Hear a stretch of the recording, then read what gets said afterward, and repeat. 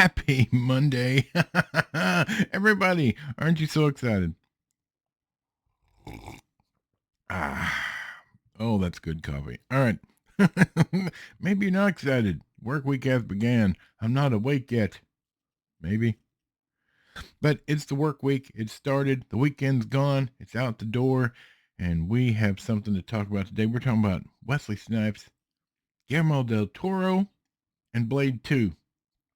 So don't go anywhere. You don't want to miss this. Previously on the Nerdy Ronin Network. Yes.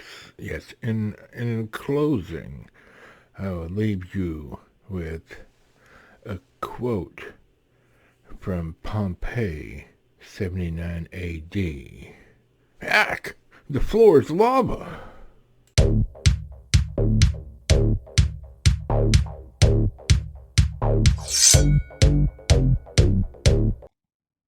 Happy Monday, everybody. I hope you had a good weekend. I hope you're ready for a great week. We are. What'd you do this weekend?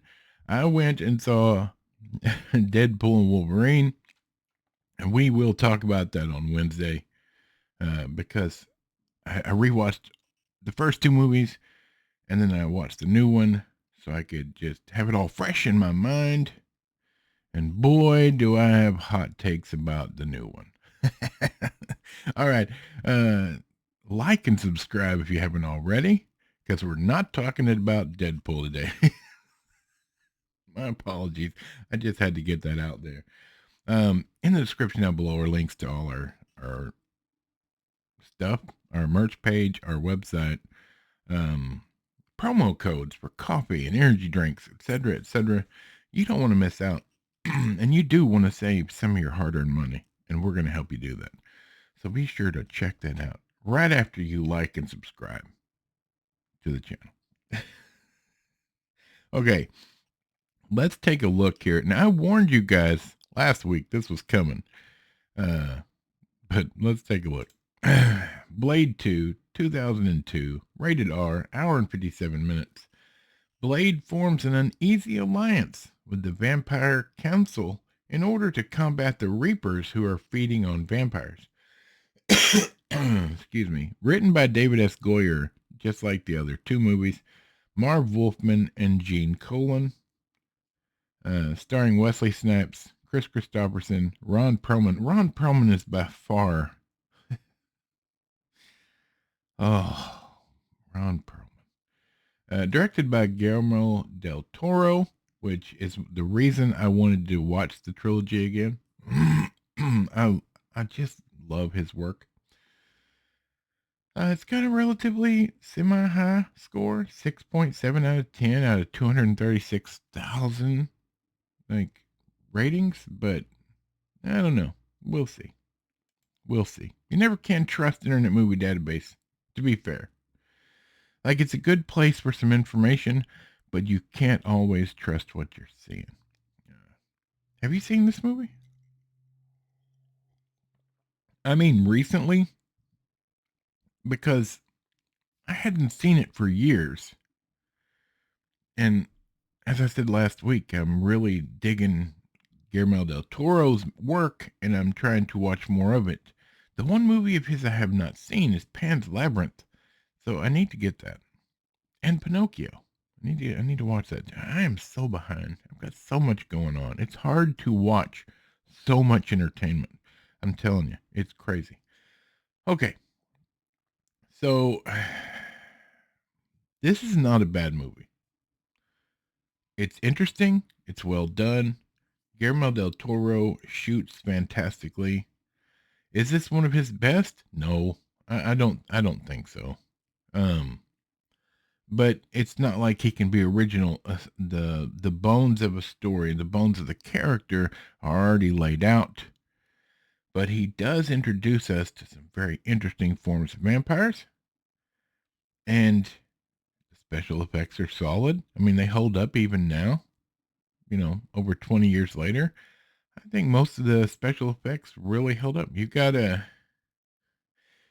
old Norman Reedus and in this movie. And I mean, he does a good job. Boy, is he young. Donnie Yen is in this basically for just a few minutes. It's too bad. I think, as much as I love Donnie Yen, he just wasn't used as well as he could be in this movie. I'm just looking at all the people that are in it. Sorry. All right. So basically, the vampire leaders come to Blade after Blade has rescued Chris Christopherson. If I have one complaint about this movie, in the first movie, Chris Christopherson killed him, Whistler. He killed himself because he had been bitten and was going to turn into a vampire. Okay? They point blank, they don't show him kill himself, but the gun goes off and you see his hand drop and the gun in it, etc. So I don't know if they just decided, no, he's still alive. But for some reason, they bring him back. And Blade, in this movie, Blade spent 2 years looking for him because they turned him into a vampire and they've been basically torturing him. That's my understanding. Like, it's a little complicated there, but Blade finds him, rescues him, and I don't think he's still a vampire. This is the only part that didn't, for me, make sense in the whole movie. First off, I love Chris Christopherson, but it was unnecessary to bring him back. You should have let that go. He killed himself in the first one, so why change history just to bring him back for this movie? And he's in the third movie as well. I don't know in what context because I haven't seen it in years. I haven't watched that one yet, but then you've got Norman Reedus, who has taken Whistler's place for Blade over the time period when he's been searching for Whistler. It was just a little convoluted as far as Whistler's character. Maybe you should have just left him out. No offense, Chris Christopherson. He always does a great job in these movies, and I like him as an actor and character, but stick with what's been written. That's all I'm going to say. I felt like they should have just taken that part of the story out. Either way, so the vampires come to Blade and say, hey, look, there's a new type of vampire, basically, and it's killing vampires. But it's also it's also killing humans, or will kill humans, whatever. So let's team up and eradicate these guys because they're horrible. They're like really bad, way worse than us. So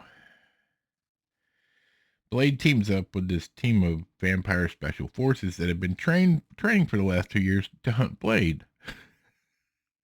And Ron Perlman is kind of like the leader, but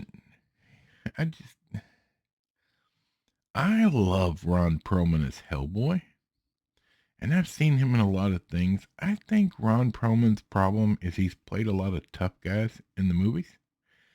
And now he believes he's a tough guy. But he's just an adult pretender. He's not actually tough. He just pretends to be tough. And I don't think he can differentiate that.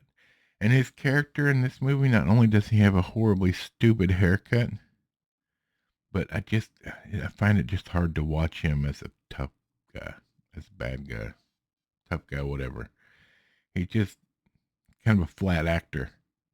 But anyway, so you could have put anybody else in charge of the special forces, the vampire special forces. But let's be honest, let's be clear.